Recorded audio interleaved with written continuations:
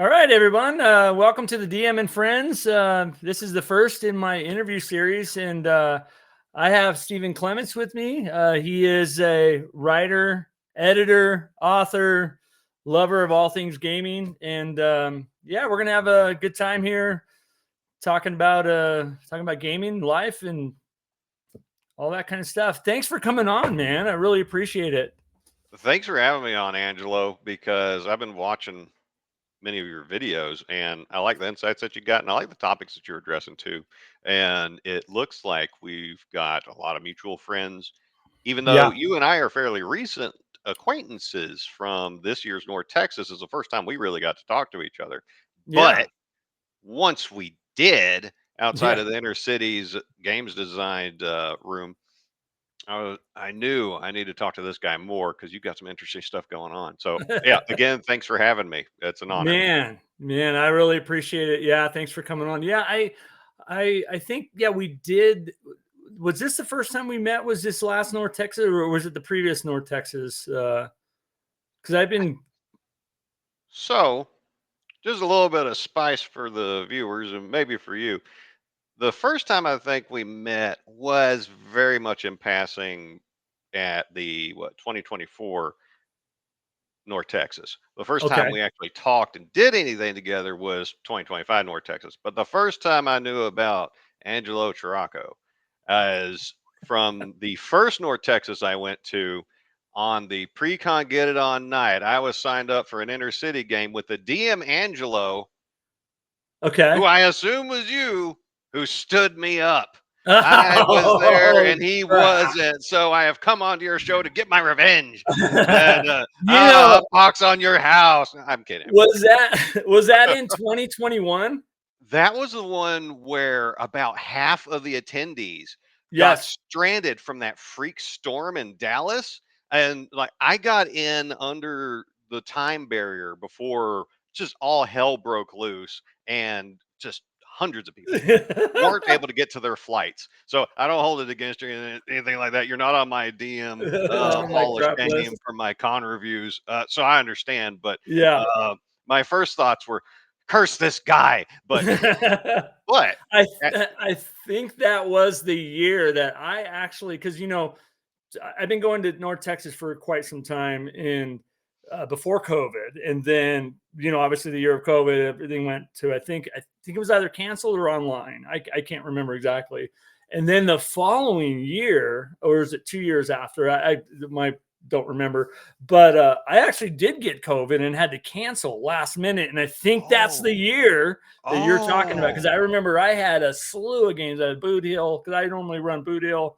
I think I was supposed to bring some stuff for Alan, and it was such a bummer. And I'm like, I can't fly, and all that kind of oh, stuff. And yeah, so there was a couple years wow. I missed, and that was one where I had felt so bad because I canceled like 4 games right at the very end, and I think Doug was still alive at the time too, and I had texted him. I'm like, oh dude, yeah. So wow.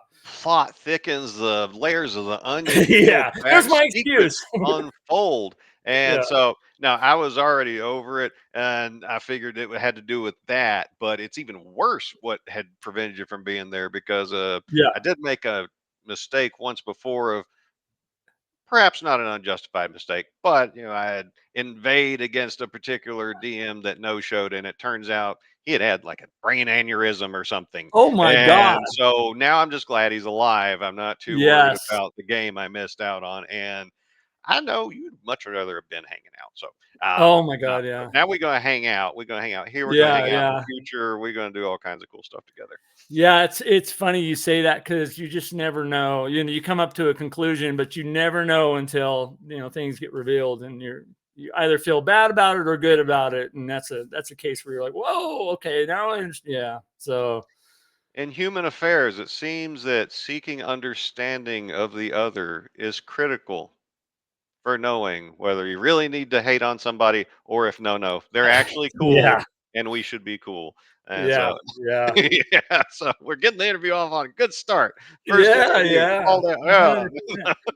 100%. That's a great segue into, well, to double click on what you're saying, that our conversation we had in that room, that was so great. It was really good to connect with you, and I feel like we have a lot of things in common. I mean, not only gaming but other things. But yeah, I'm really really glad. Thanks again, like for coming on the show, and which one we have a whole slew of topics we want to talk about it. And one I wanted to kind of jump into because we're talking about North Texas is I absolutely, I watched the video yesterday you did with Gary Oliver. For those of you guys don't know, he's the inherited organizer now after Doug's passing of North Texas, and he's been doing a bang up job to.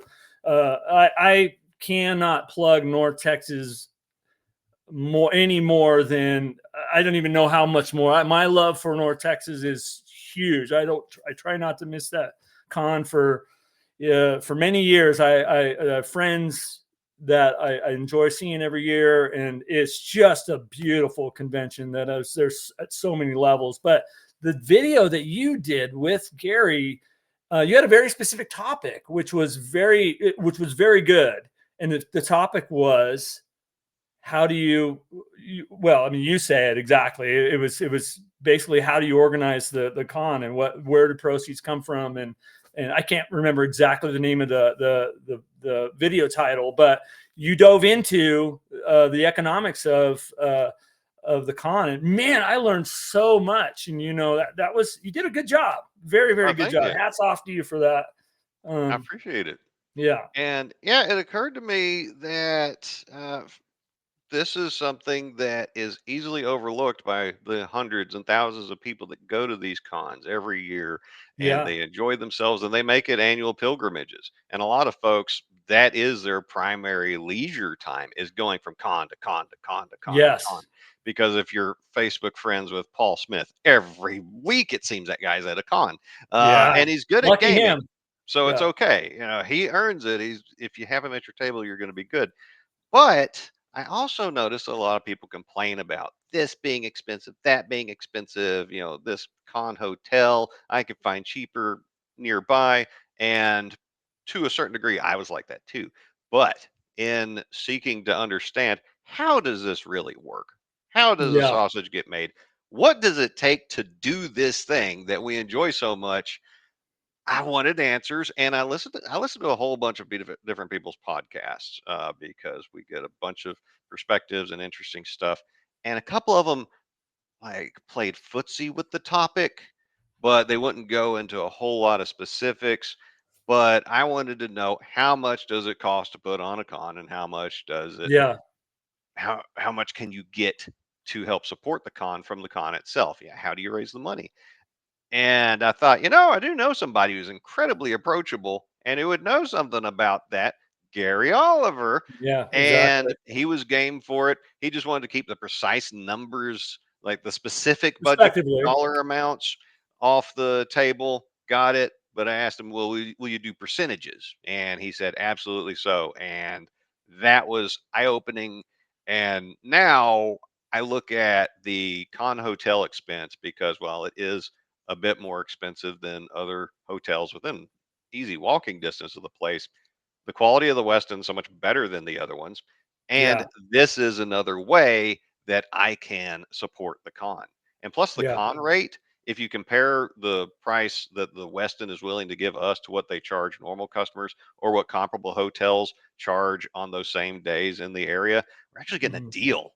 And the yeah, Westin loves us. So I learned how to be a better con goer, yeah, and so much more. Plus, we got to talk about the beautiful winches, which are integral to the North Texas con experience, whether you wow, order anything from them or not. It's never hurts when they walk into a room. But I'm glad you liked it, and I hope many other people see that, to help understand what goes into supporting the hobby that we love. yeah, And perhaps in the future, I'll have the good fortune of talking to like an independent publisher to see what does their revenue stream look like. What yeah, the Kickstarters, the backer kits, the initial sales, the long-term sales, the expenses, this and that. Maybe find out more about that, because a lot of yeah, people like to complain about, this book is $80 because we're printing on demand. And well, why is it $80? Are Yeah. there, is it a good reason? Is it a bad reason? What's the reason? And so I'm not going to judge or hate on anybody until I get some more details.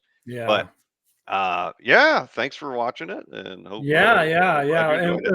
we'll put it in the show notes for sure, the link to that video. I think it's very informative. Anybody that wants to know about that subject or just that is curious about North Texas, North Texas RPG Con, which comes up, I believe, next June, first week of June usually.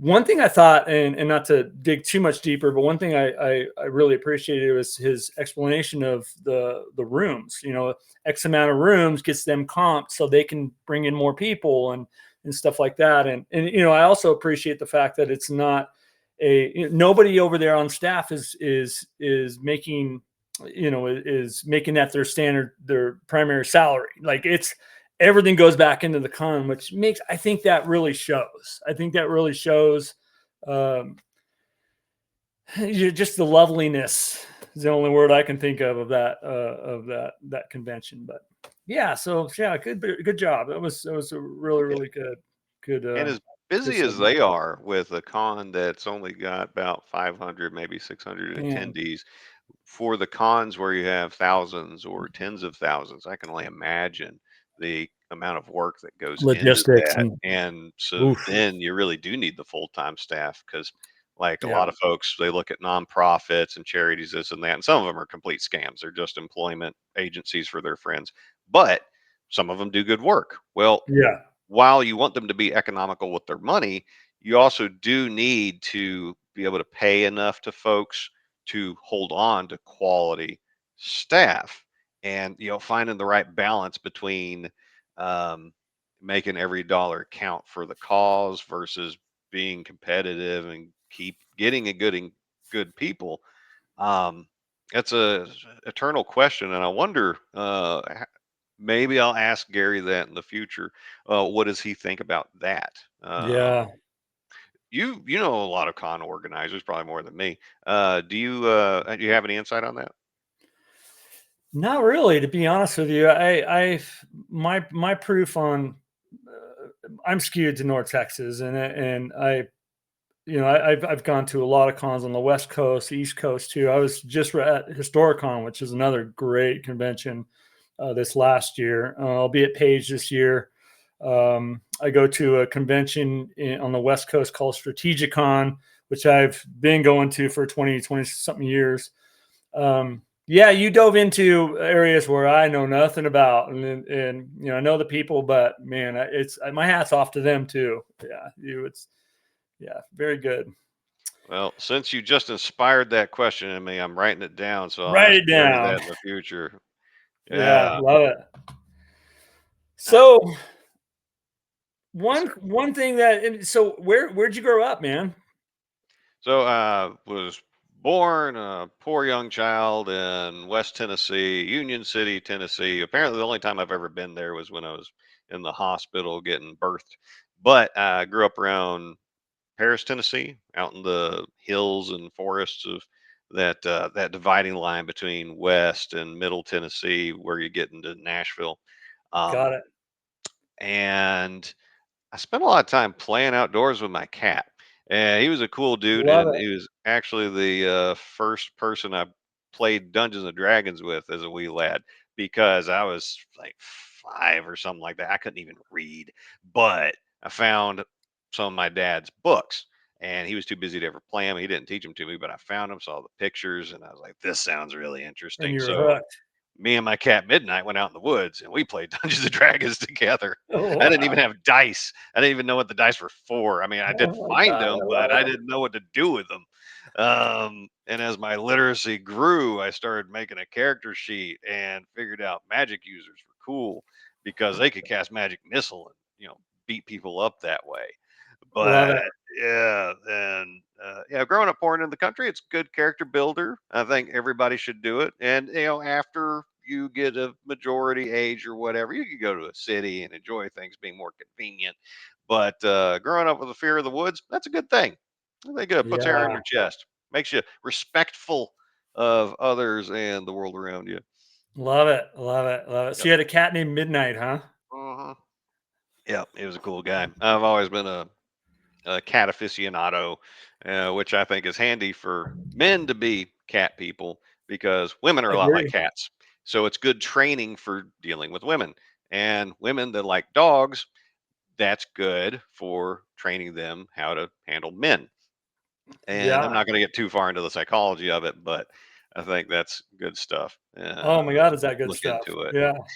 it. Yeah, I have a cat named Dash who this isn't him, but he's laying over there. He's a one-eyed cat. I'd bring him on the show sometime and maybe Oh. interview him. We'll see what he has to say.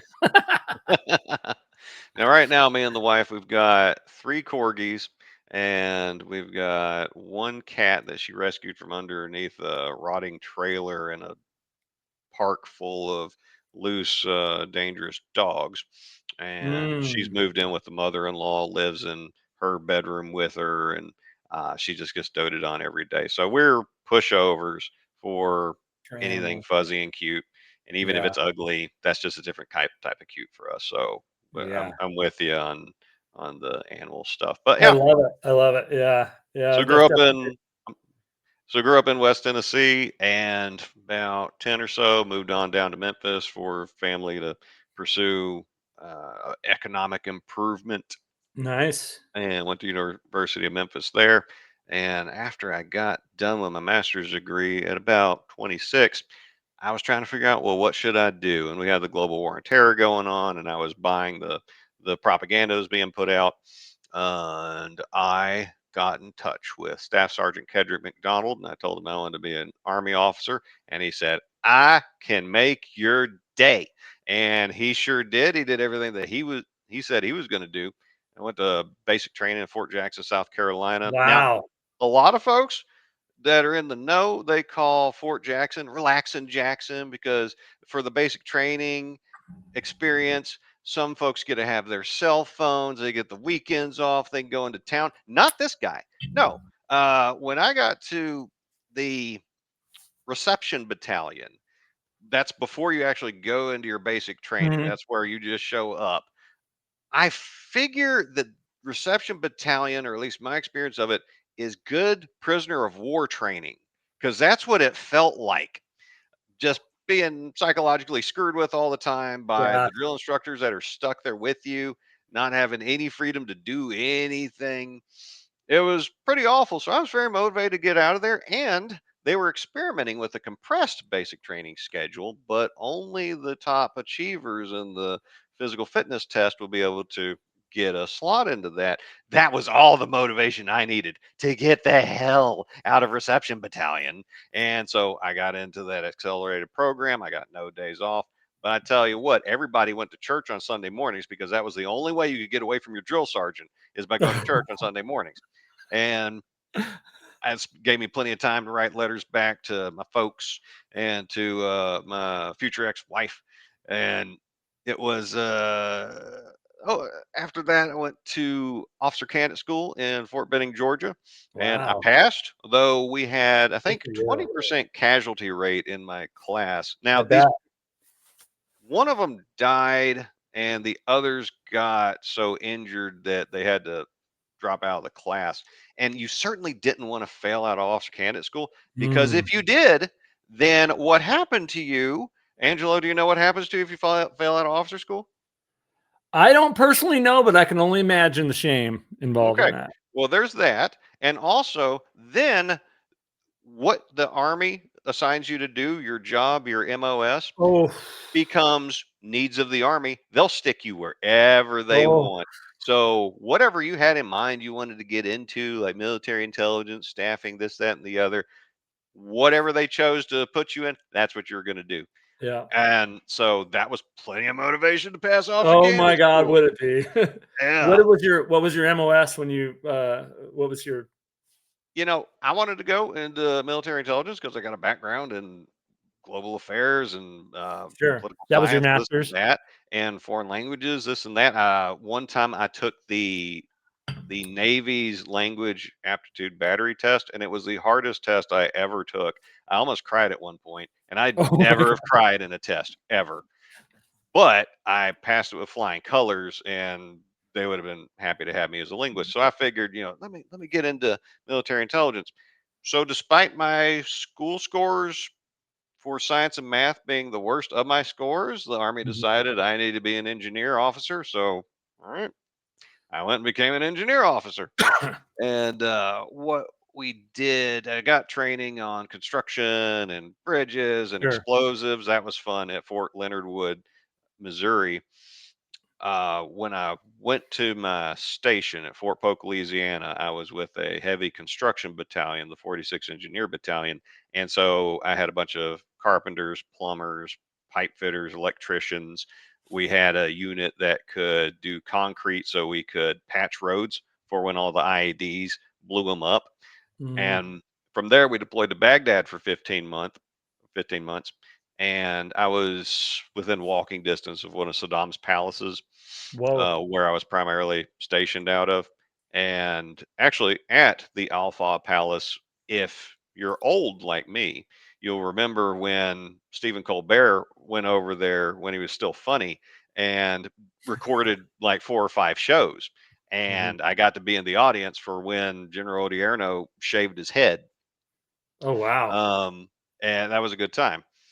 My greatest enemies while there were food poisoning and boredom. And 2 months into my 15-month deployment, the future ex wife decided that we should see other people, which is really convenient for her being back in the States. But for me, being stuck in a war zone where it's illegal for me to have relations with anybody except for like 3 women in the entire place, Yeah. one of which looked like a magic troll. Actually, no, 2 of them looked like a magic troll. Just one of them spoke like Count Chocula, and then the other one looked like a very attractive Eric Stoltz. If you made Eric Stoltz a woman, but I was I was asked out, so I think that was a little self-serving on her part. But we got to do some cool stuff there, but I was miserable the whole time because it sucks. We went to war and garrison broke out. So all the bureaucratic red tape, all the worst excesses of folks sitting at desks coming up with stupid things to do. That's what we did. Like in Vietnam, the policy changed from officers going around with their shiny rank insignia to muted rank Yeah. insignia Because of because snipers, yeah. snipers Yeah. can just pick out who's got the gold or silver insignia, bam, Yeah. get him. Yeah. So while we still had the muted insignia, when we're on base, we had to wear bright yellow reflective belts across us. Signifying that So you're an officer? no, everybody had to do this. So Oh, if got you're it. in the dark, you never got to hide from anybody. Oh, and you didn't get to carry ammunition around with you. You had to carry your gun, but you couldn't carry any ammunition with you. So if someone did attack the base, you're just asked out. Oh, but when you went into the dining facility ran by KBR using indentured servants from Nepal who kept having unsavory relations in the bathroom and in the lasagna, thus the source of the food poisoning. The Ugandan mercenaries that guarded the cafeterias, they were armed and they had ammo. Why? It's, this is kind of stupidity that ran the military. And so the folks that get mad at Pete Hegseth doing whatever, probably breathing, believe me, whatever he does can't be worse than what they were doing before. It's worth trying something different if what you're doing doesn't work, right? Wow. Anyway, so get out, and then I meet the next Mrs. Clements, and turns out this was the right one. The Nice. ex-wife and my new wife, they have the same first name, Oh and my their goodness. birthdays are one day apart. So I was supposed to have this woman. I just went You with the missed it one. by one day.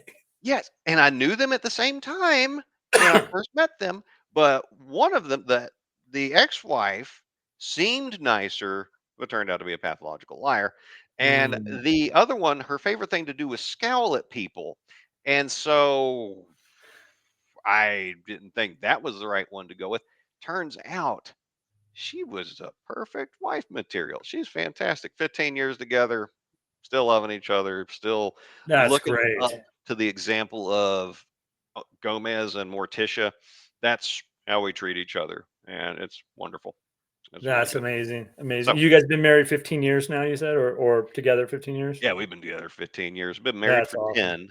because in the beginning, when we got together after I got out of the army, she said that I don't want to get married. I don't want to have any kids. Okay, I got it. I just gotten out of divorce. Hmm. I wasn't rushing to get the state involved and potentially ruining my life again anyway.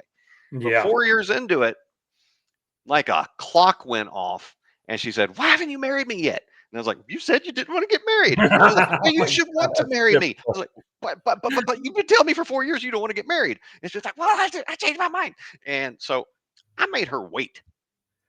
I made her wait for a year because I did Yes. want to marry her. I did want to keep her, and I told her all along the way, "I'm going to keep you. I don't care if there's a piece of paper involved. I'm going to keep you." And I thought, well, what is a way? Because I'm a divorcee. Maybe my word's not as good as what some people might think my word's not as good as it could be. All right. Well, what can I do to show her that I mean it? I'll marry her in what I think is the most beautiful place on earth and that has a literal spiritual significance to me. As you know, I think it's the center of the world and history in the Hagia Sophia Church in Istanbul. It was Wow. built by Justinian the Great, the Roman emperor of a lot of folks would call him a Byzantine emperor, but he was Roman in about 520 AD, something like that. And when he finished constructing it, he said, "Solomon, I've outdone you," such as meaning Solomon, King Solomon from the Bible, the one who used demons to build his temple. Well, this guy used people and science and engineering, this and that. And if you can look it up now, and you'll see a slightly defaced version of it from when the Turks were occupying it. Um, but it's still an amazing building. It's the Church of the Holy Wisdom in English, but the Hagia Sophia, if you're just spelling it out. And so I had a couple silver crowns made, one with a sun on it for myself, and one with a crescent moon on it for her to represent the masculine and the feminine. Sure. And I arranged for a friend who is a fellow Byzantophile to, he had trained as a Orthodox monk, to go marry us in the Hagia Sophia in front of this big gold mosaic of Christ, Mary, and John the Baptist on the second floor. And she didn't know I was plotting any of this. So for like a year, I was plotting behind her and coordinating with people she knew, family members, dearest of friends. They all knew this, and amazingly, they kept their mouths shut Wow. until I got her to Istanbul after Air Canada bumped us from a flight in Toronto, and they knew they were going to bump us. We were in Nashville at the time. They knew they were going to bump us, and they let us get on the plane and go to Toronto anyway, and lost our luggage, which didn't show up till like 2 weeks after we got back from Turkey. Um, but Turkish Airlines took over, apologized, and Turkish Airlines, at least every time I've flown them, they're fantastic. So whatever you think of the country, their customer service was good. And we get there, we're delayed, but we get to the Hagia Sophia and we get to the coronation stone for the emperors. We're like, for what, 700 years or so, Roman emperors were coronated as a God's man on earth. And standing next to it, I proposed to her, and she thought that's all that was going to happen. Well, we go upstairs to the second floor gallery, and she says, "Why is your friend Cody here?" Because standing in front of that big gold mosaic of Christ and Mary and John the Baptist is my friend Cody, who decided he's a ginger with a big old beard, kind of resembles a hobbit. He decided to wear a kilt for some reason. I don't know why he decided to wear a kilt, but he did. And I said, well, it's because we're going to get married right now and he's going to officiate. And so we got married right then, right there. I used shock and awe against her because, gentlemen, while shock and awe in military terms, it's a little tarnished by association with Yeah, yeah. Bush's war in Baghdad. It is an effective tactic. Catch people off guard and hit them with overwhelming force that they weren't expecting. And she definitely wasn't expecting that, so she had to say yes. And also, I had her Excellent. passport. So if she said no, then over the balcony, and I'm in Turkey, they're misogynistic. I could just tell the guards Yeah. that she blasphemed the It would prophet have went Muhammad, well peace there. be upon him. and then they would say, well, let's help get rid of the body. Um, Yeah. Yeah. so we got married. We went down to the Turkish Riviera for our honeymoon, and we've been together ever since. We bounced around the country chasing jobs, from Nashville to New Hampshire for 4 years, New Hampshire to Vancouver, Washington for just shy of 2 years. I got tear gassed in Portland by Antifa while I was at a public prayer service that we had permits for. Oh And God. if you are familiar with the firebrand Canadian, Polish Canadian pastor, Artur, I believe it's Pawlowski, um, Mm. he's made a big stink, been in prison a few times in Canada for trying to be a pastor during COVID. But he had Mm. come down, and Antifa, at first, the cop said, no, no, you can't be at the place where you had the permit. You have to go down the river to another spot. So they went down the river. Me and a friend went. And when we got there, Antifa was waiting for us. And now our party had mothers with babies in strollers, things like that. We were there for a prayer service, and the tear gas started coming. And believe me, I know what tear gas is. I was in basic training. I got to eat plenty of tear gas. Yeah. Oh God. Doesn't taste Eh, good. no, it doesn't. And they threw a bunch of our stuff into the river, and I could see the cops just watching, not doing anything. Yeah. Eventually, we leave that area. Antifa chases us for a little bit, but then they back off. And as we're walking away, Antifa's disengaged from us. The cops drive by and out their windows start harassing us like we caused the problem. And so we went back to the place where they had the permit, we had the prayer service. And I'm not surprised that the pastor denounced both the cops and Antifa as demons because they acted like it. And We just decided we didn't like Portland continually trying to set itself on fire. So I was able to do it. And I was like, we wanted to move to the coast, Pensacola. That place is great because now we got a beach at the edge of the neighborhood. We can drive down to Pensacola Beach less than 20 minutes. We like the place much better. yeah. Yeah. So there's the brief bio. Is that where you're at now? Is in Florida? Mhm. Oh yeah, Nice. oh yeah. Yeah. Over near the airport, which is the only city I've been in where you actually like living near the airport is a desirable thing. All the good shopping's around here. It's great neighborhoods, and we got this perfect house, like no steps anywhere you need to go. So as we get older, we ain't got to worry about falling down a bunch of stairs to our desk because stairs will kill you. Gravity is not your friend, it's out to get you. George Burns, legendary comedian, lived to 101, smoke and drink every day of his life. Cancer didn't get him, stairs got him. And I'm not a better man than George Burns. So beware of stairs. Well, that's a good rundown of good rundown of your bio where you've been. You've been quite amazing, quite amazing actually. A Thank lot you, of sir. lot of jumping around and that's interesting. The whole I did not know you were in the military. It's Oh, yeah. how many Three and a years were half you there? years.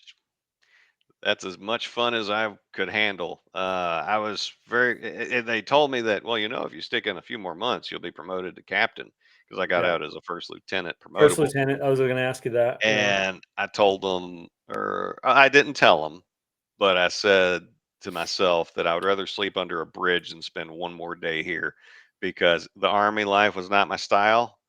I mean, they had me looking like Gomer Pyle, dude. It was not good. And I took a look at the officers above me because if I stuck in, promotions were pretty much guaranteed, so long as I didn't screw up something catastrophic.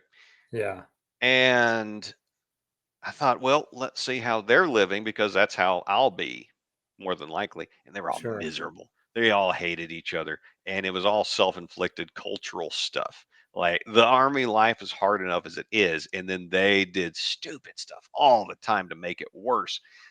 And like if something's just harder, but there is a training benefit to it, a resilience benefit to it, some sort of like improvement in your ability to perform your job, got it. Not what these people did. Everything they Mm, did when it came to like training prevented us from doing effective training. It got in the way mm, of everything. Like the yeah. National Guard units that I served alongside in Iraq, they were Hmm. much more proficient in their tasks than we were, and we were active duty. we're there every day. How did we screw this up over guys who only meet Yeah. once a month for 2 days and 2 weeks a year? How are they better at it than we are? It's because we've got a lot of BS that we do. Yeah. So yeah, the army life, not cool. And plus, You know, Biden would have figured out how to get rid of me because hopefully I wouldn't have gone along with a lot of what he wanted to do. So one way or another, I was going to get yeah. out. Yeah, it's something that I've heard a lot too, is the red tape and the focus gets kind of skewed. You start thinking about other things than what you're actually there for. We're an army, we're a force, etc. And we have a job. And yeah, you Yeah, heard that a lot. Yeah. Well, I didn't know this, but thank you so much for your service. it was an honor I to guess serve. I guess I gotta, as being an officer, I guess I gotta salute back, right? Because I'm Oh, just you're I'm fine. in private. Um, Oh, you're yeah, fine. And go yeah, ahead. we have in our family we have a pretty extensive military presence background, and man, I sure appreciate the lifestyle and what you've done. I a couple days from now is Veterans Day, and Yeah. I'm actually flying. Sure, I'm flying back to California. Our family back in the 30s, my great uncle founded a town called Chiriaco Summit, and that's our last name. And anyways, it's grown from that. And he was during World War II. He was very good friends with General Patton, and General Patton just down the road used that area because it's out in the middle of the desert in California. Used that area to prep and train the desert troops for the stuff that happened in the north in the African campaign. So they got buddy, and our family used to serve them at the cafe and just kind of bring all the troops in and do their thing. And there's a whole history behind it. But what came out of that, and I believe after General Patton passed away, he was, for those of you guys don't know, he was from Sierra Madre, which is in California. That's where he's originally from, that area. He After he passed away, they erected a General Patton museum. So it started out as a little box, 20, 30 years ago, and it has grown into this really cool museum. So long story short, every Veterans Day, I go out there and we have a huge celebration. And there's a General Patton reenactor, there's flybys, there's politicians and stuff that show up, and it's a really really interesting thing. So yeah, That's amazing. And no yeah, wonder you're into Boot Hill and Westerns.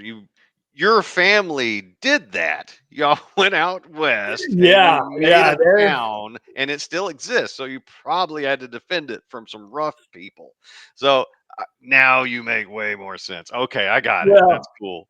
yeah, and I one fun thing is we're Italian, so we started from the East Coast and kind of my dad's side of the family migrated out here in the 30s, and um, Italian family. And what's interesting about this little hole in the wall area out in the middle of the desert, there was an airstrip.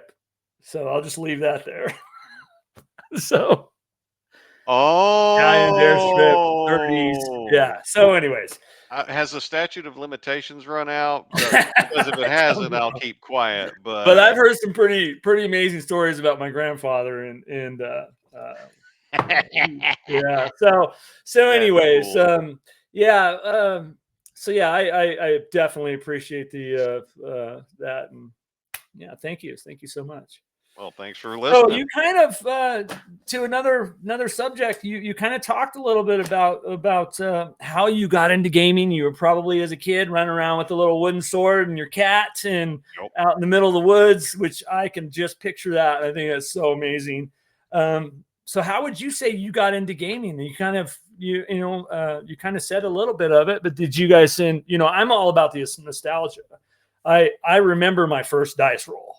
I remember sitting there with my buddy Jay. We didn't know nothing about D&D, and we just made everything up. And we had, I think there were D6s, and we thought we didn't know there was D20s and whatever. So I remember that first die roll and I was hooked from then.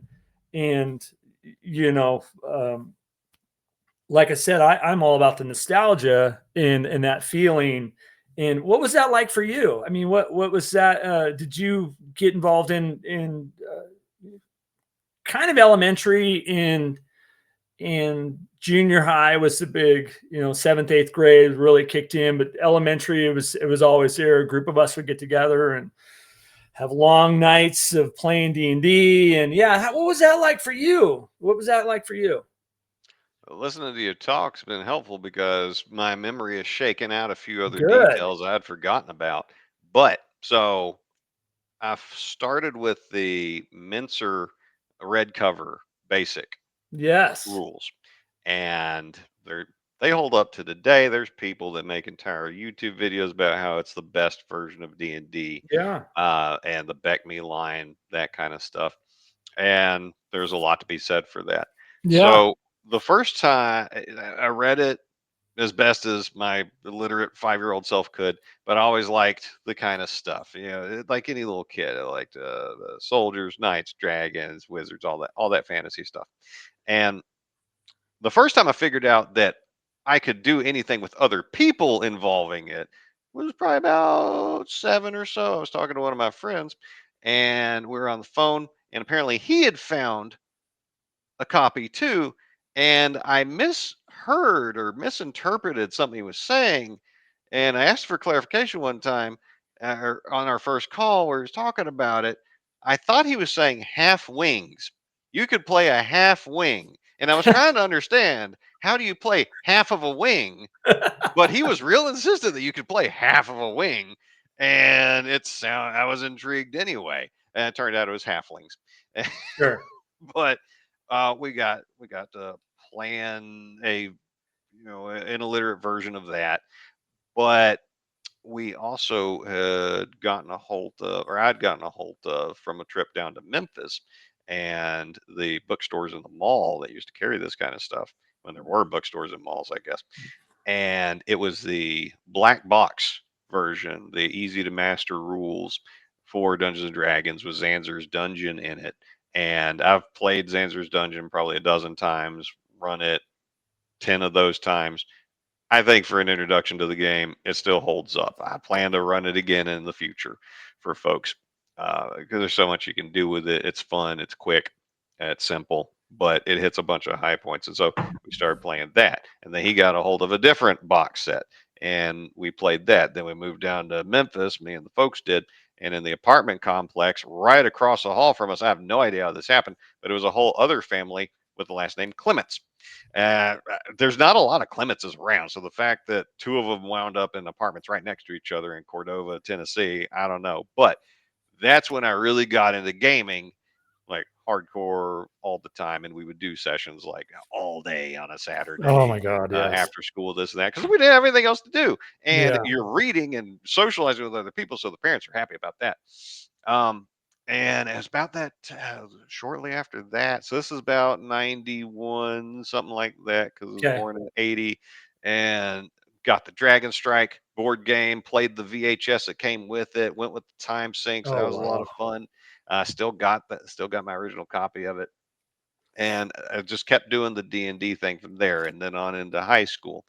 And, but about the time third edition came out, I didn't really like how it changed, and so I moved away from it and got into Vampire. And the Oh, I longest did not know campaign, that. yeah, the longest campaign I've ever been in was a 4-year Vampire game that I ran, and it was Wow. amazing. It was amazing because like D&D's fun. I like D&D. I'll always play D&D, but there's a lot of folks that play D&D that they're limited in how much they're going to immerse themselves into it, because you can Yeah. role play anything you want to in Dungeons and Dragons. The opportunities are endless. That's one of the reasons I like, the Spelljammer and the Planescape setting so much, is because you can do any game you want. You can play any story you want. You're not bound by anything. No matter how weird it is, you can do Yeah. it. Like in my 2-part review of Fires of Dis, you can make a whole campaign just with that 164-page book. And Hmm. it'll blow your mind along the way. Hmm. You just got to put the effort into it. But a lot of D&D players, they're very much the game player. They just want to play games, and it's gotten really bad with 5e because that's mostly from the folks I played with. It's the I want to play a single player video game, but there happen to be other people here, so I don't invest in those people, and I just wait for my turn to show off. Whereas role playing is a team sport. You got to Collaborative. cooperate with other folks. And so when I got into vampire, the emphasis is Oh hurting yeah. each other, getting in each other's business, but not killing each other. Don't do Yeah. that, but screw each other over as much as Yep. possible and keep the story going. Do the amateur acting thing. I loved it. Um, and That but was yeah, that was so big in the 90s. huge. That Yeah. was so on the West Coast, there was such a huge Oh man. following for Vampire. I want to say it was around 91, 92, 93 when it really, because it started as LARPing, right? And then just kind of boom. From my Yeah. understanding, the LARPing was an organic offshoot that the fans started doing. Oh, okay. That White Wolf didn't do this on their own. And, please fact check me in the comments if I've got that wrong, anybody. Yeah, I could be wrong too. Yeah. But yeah, and then they saw these folks doing it, so they started coming up with the live action rules for it, so to support that, and they're generally pretty good rules. I just don't like the paper rock scissors Yeah. Yeah. Yeah. conflict resolution method. Just take a single D10 and roll it. Why can't you do that? But yeah, and Vampire, so it encourages different aspects of playing a game, getting invested in a character, and it strikes me as a game where at least 50% of the players are women, which is unusual for role Yeah. playing Yeah. games. I There's a know there's more huge now following. Yes. than previously, but go to any role playing game convention, at least the hardcore, mostly dudes.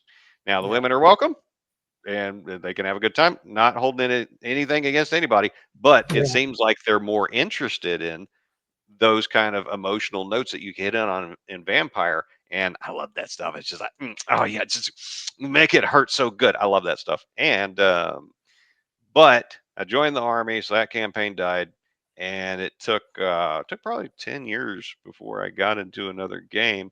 Second edition AD&D up in New Hampshire, still game with at Nice. least one of those guys, Patrick Dwyer. He's big in the traveler scene, and he's Mm, one of the main push movers in the Dead Game Society. Uh, mm, RPG Club. He goes to yeah. Total Con every year, which is a great con, by the way. If you don't know anything about Total Con, I did a review of the one time I went so far. They will kill you with kindness to convince you to come back. And Wow. it was a good enough time to be worth it. I would Wow. totally do it. And then I moved to the West Coast, so Vancouver, and that's when I mostly did the D&D 5e stuff. Some really great players, but uh, it emphasized the importance of that session zero discussion of what do I want out of a game? What are my expectations? Because I have this hardcore, you're going to, you only get what you earn and you're going to work for everything that you get in the game mentality, but not everybody does. Yeah. And so there was a mismatch. So a couple times we had a little falling out at the game table.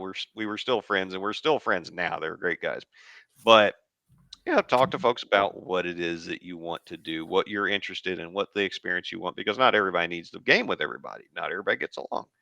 But then we moved down to Pensacola and got back into a second edition AD&D game, and as a offshoot or as a substitute, one time one of my players ran Star Wars West End, the Oh, D6. I love it. Oh my God, love it. And that has almost 2 years now. Every other Saturday, we've been running that. And I picked a of the templates in the back of the Wegs book. It's got failed Jedi. Oh, I So love old that washed one. up Oh Jedi. my God. I decided I was going to play Joe Pesci as a failed Jedi. And I try to talk like him when I can, and people like at the table they get in their mind's eye what he looks like, and they're like, "Joe Pesci's doing this," and I'm like, "Yeah, that's what I'm doing." And I try to get some of his mannerisms, but watching his growth and development over the 2 years, from this scared running Jedi trying to survive, the Order 66 and this and Yep. that, to being a teacher now to a Yeah. sizable number of Padawans. And he's deep dove into the dark side and came back out and trying to learn his way. It's been a heck of a lot of fun. And plus, he goes to clubs a lot and hits on all the women there, and he's pretty successful. So the thought of Joe Pesci having menage a trois with club girls, I love it. I'm creating memories, dude. But Yeah. recently, I got tired of looking for another game or asking somebody else to run it or trying to, get in on a LARP or whatever. And I started running Vampire again. And Oh my god. it's just as intoxicating as I remember. Oh I'm my keeping the god. group small, only got 3 players, but they're there every week Oh my and god. I they're love it. all about it. The amount of mental trauma I'm giving these folks is amazing. One session, they were introduced to their grandsire, a fifth generation Toreador, and he pulled out Oh my all the god. stops. It was like the gayest pageantry I've ever done in my life in a game, and it was amazing. I said there's even going to be a musical accompaniment, and while this isn't the exact song, this is in the right vein of it, vein vampire. And I turned on an Annie Lennox song, and the guys were like, "Oh my god!" One of them, he got goosebumps twice and almost cried during that session. That tells me I'm doing my job.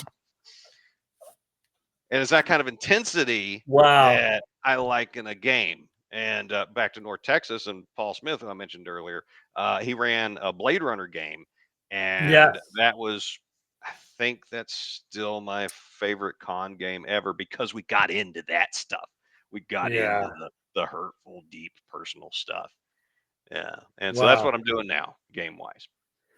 Yeah, you mentioned when God, I'm learning so much about you, man. This is so great. Like, I did not WG Star Wars is probably like, and I'm going to do a show at some point of my favorite systems or favorite games, which Yeah, there is man. a couple board games in there too. But um, WEG D6 Star Wars ranks pretty high up there. I think that that whole lore that came during that phase of West End Games doing, I mean, from what the rumor is Lucas used a lot of his lore because out of a lot of those source books, which, I don't know whether that's true or not, but I've heard that.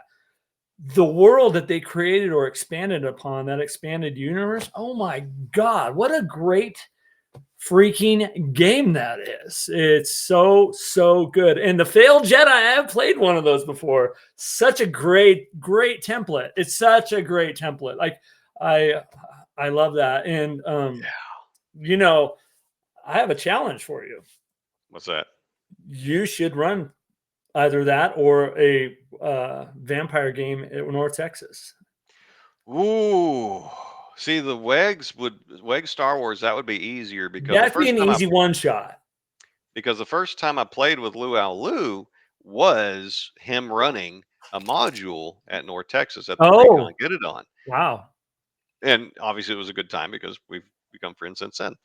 But the vampire thing, it seems like every year there'll be Yeah, like 1 or 2 sessions of it, and I don't know how to make it emotionally impactful enough yeah, to work in a single session. But then again, I did gave credit to Paul Smith for making that work in a single session of Blade Runner so it can be done. yeah.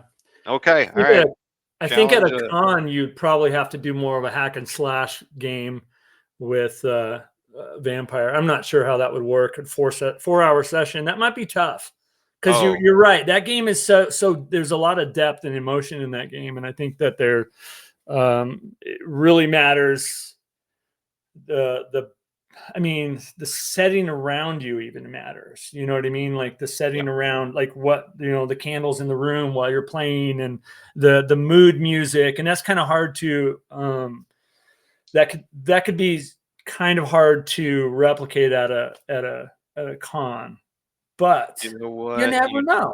You You never know. gave me listening to you talk, told me there's something I've run in the current vampire campaign that would make a good one shot. And it won't Ooh. traumatize anybody who sits there, which Oh, Patrick Dwyer that I mentioned, he was coming up with a traveler game concession where he's incorporating, or he's coming up with a new group for Traveler. At least his homebrew stuff. He uses it at cons that does exorcisms that go into the dark matter of things like that. And maybe the best compliment I've ever got in gaming is he asked me, how can I make how can I make my players pay the most? Like, how can I screw them up as Oh much as my possible God. in this one session? And I knew the right person to ask would be you, Stephen. And so I'm actually a trauma God. consultant. And oh, we came up with some deep, like, if somebody doesn't have to see a therapist over what we came up with, I'll be surprised. I mean, I'll Wow. feel better about myself, but I'd be surprised because Yeah. we came up with some good stuff. Now he's a good storyteller and good game designer on his own, but he wanted that extra bite. And Yeah. so he was like, I know the guy to talk to. So Frosting on the cake. if Yeah. anybody else out there needs to know how to traumatize your players, I am available as a trauma Oh my God. consultant, generally free. So, free to a good cause. Just let me know. Oh my I will goodness. make your players cry and have nightmares.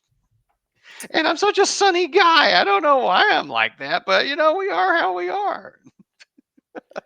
Yeah. So Stephen, I wanted to also talk to you about your work as an editor, as a writer, as a author, as all those things. Yeah. Tell me a little bit about some of the stuff you've done and what you're doing. I appreciate you asking. And so in literary work, go back to, I guess, 2008, because when I was getting together my CV, my curriculum vitae of all the things that I've worked on, just to see what are my accomplishments. I am a war correspondent. I didn't know to put that on my resume, but yeah.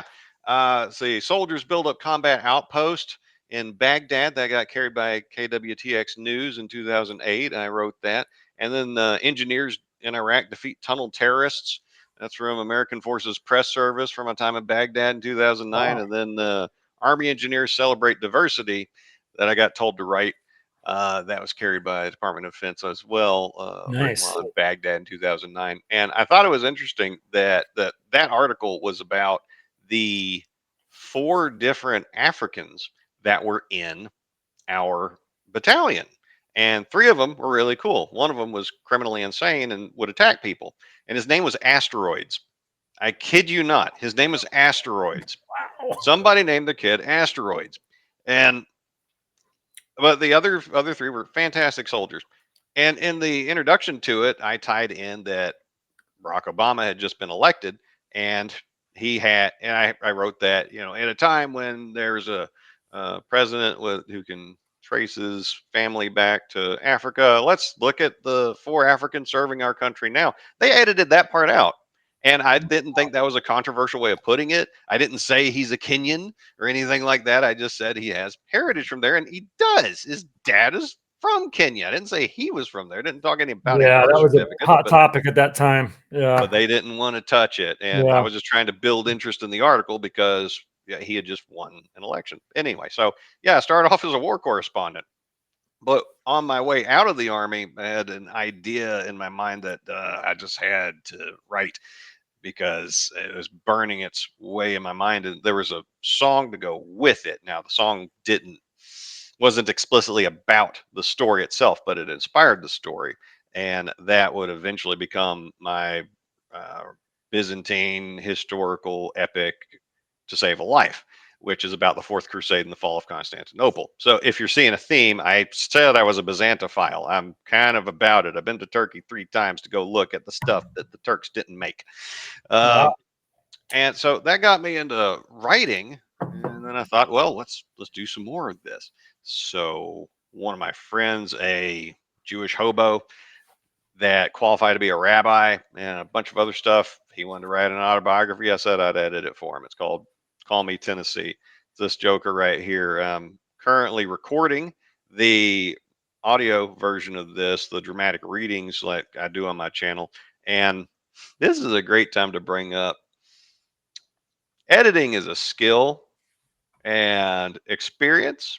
and repeated use is important because looking back through this thing, oh my God, what was I doing? I was terrible. Oh, and so when I recently re-looked at it to do the narration of it, I was like, big modern me would rip this apart. Modern me would be like, what was this guy thinking? So I'm fixing that. And if you happen to have a copy of this, anytime there's a future edition, you get the PDF for free. And all my stuff's available on Amazon and in soft cover and PDF or in the Kindle format. If you got an old version, just hit me up. I'll get you the new one. It's all good because I believe in loving anybody that gives me money or takes the time to read my stuff, you know. But yeah, so Call Me Tennessee is the first and only autobiography that I've edited. And oh yeah, here's a copy of To Save a Life, my very first book.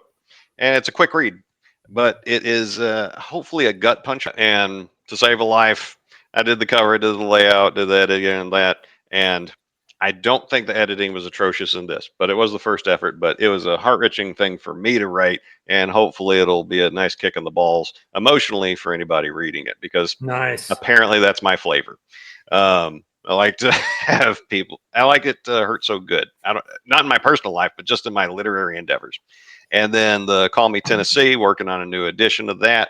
Um, and as with any of these things I'm showing you that I put out, if a new version comes out, I'll either send it to you because I know you bought it from me, or just send me an email saying, "Hey, yeah, I saw you put a new one out. Give it to me, and I'll send it to you for free, the PDF version." And then we come to Memphis Dirty, Tales from the Dirty South. This is a short story collection that I did, and I did half of the short stories in here, and then I had a variety of other authors, folks that I knew, contribute some really interesting stories. And all but one of the short stories from Memphis Dirty is currently on my YouTube channel. You can listen to me read it out to you, and it's some wild stuff. The last short story that I haven't done yet, that's associated with Call Me Tennessee. So I want to get that book out or I want to get that book updated before I put that short story out because it's like a side quest he forgot to put into the autobiography. But Nice. so those are the things I put out on my own as far as writing, editing stuff. I've had 6 short stories published by other people in various collections, and between those that I now have all the rights back to them because with the agreements I signed after usually a year or two, I get the rights back. And there's a couple other short stories I'm going to put together, put out another collection sometime in the future. Um, and then I also back to editing work. A friend of mine in Canada, Marinos Anagastopoulos, say that 3 times fast. He's screamingly Greek. Really good looking guy though. So if you like good looking Greek guys in speedos, he's your guy. He put out a short sword and sorcery collection called Maidens and Mayhem, and volume 1, I edited that for him. And we're going to come back to that because of the working relationship we had. But I will say, all the short stories in here are good. If you like sword and sorcery, or if you like Conan fantasy novels, anything like that, this is on the darker side of it, and it's good stuff. I thoroughly enjoyed it. Now, since I put out Memphis Dirty, somebody from Akashic Books, who's best known for the childhood classic narrated by Samuel L. Jackson, Go the Fuck to Sleep, which is actually a pretty good audiobook because he reads it. They were looking for authors for an upcoming crime fiction collection set in Memphis called Memphis Noir. So she hit me up and asked, "Hey, Stephen, I see what you did with Memphis Dirty. Why don't you can send us something for this?" I said, "Okay." I was living in Memphis at the time. All right, so you want Memphis and crime. Hope you like stories about crackheads. And so I gave him a story about a crackhead, and I even went to a former crackhead to ask him, "Sell me on crack." Why would someone do this? Because I want to get into the mind of the character.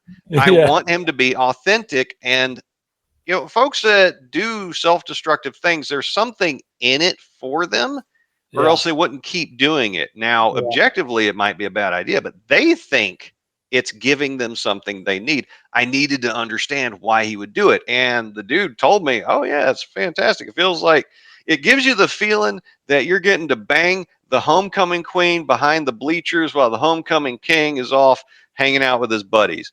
Wow. That's a distinct flavor, and I use that to inform how the character acted. Now, unfortunately, in the editing process, the two editors for Memphis Noir, Lorraine Cantwell and unfortunately the late Mr. Gill, I believe, Leonard Gill, they didn't want to glorify drug use, and so they cut out that and some of the more psychedelic parts of it, which I felt were linchpins of the stories, but is going to be their collection, and they paid me, so they can do what they want to with it. And so when I put out my short story collection, I'm using the full version of it, and if it's got a lot more Donnie Darko flavor to it, if you're into that Mm. kind of mind Mhm. fuck situation. And that's a technical term. I'm not actually cussing. Just like saying hell, yes, it can be a cuss word, but it can also be a proper place name. A And so place. since me and Lorraine Cantwell did so well in that, and she was my first like external editor besides my beautiful wife, who's actually my target demographic when I write things because I know her tastes and I and that's what I'm going for. So if my wife likes something, then I've done what I meant to do. Mm. And so, but Lorraine, adorable person, wonderful. I might have gotten involved or included in the final draft of Memphis Noir just by a force of schmooze and personality. So, folks, don't ever underestimate the power of schmoozing. Use it for your own ends. But we got along great, and she asked me back for another short story collection she was doing for Georgia McBride Publishing, who does like a lot of stuff. And it was called In the Beginning. It's dark young adult retellings of Bible stories. And some of the stuff in here, not great. Some of it will haunt you Wow. forever. And like one of them, at first when I read it, I wasn't that impressed by it. But then I've read it again in the future and I was like, oh, wait, that's, ooh, that's settling in. That's taking up space. And so I thought, okay, I want to narrate this in the future because it's moving me that much. And so, no, there's some definite gems in here. And I was honored. I got to lead off the collection by doing a kind of Lovecraftian cosmic horror telling of the story of the prophet Daniel, who was a legitimate badass.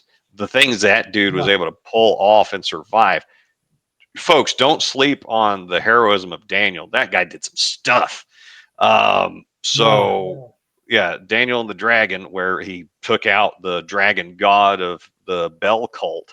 And it was something I think a lot of people forget about, or just don't never learn, is that the world described in the Old Testament, yeah, there's you got to take into account the perspective, the biases, the color that the authors bring to it, but devil worship was a far more prevalent thing back in the day, overtly, and that's so the fact that he was in a society that was dominated by devil worshippers and still risked everything to go after them in their own temples.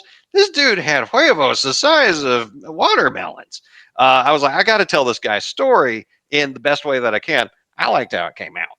So Wow. that was some fun. And I'm not going to go over all the other ones that I don't have physical copies for, but it's been an honor to be featured in every one of the uh, publications I've been involved in.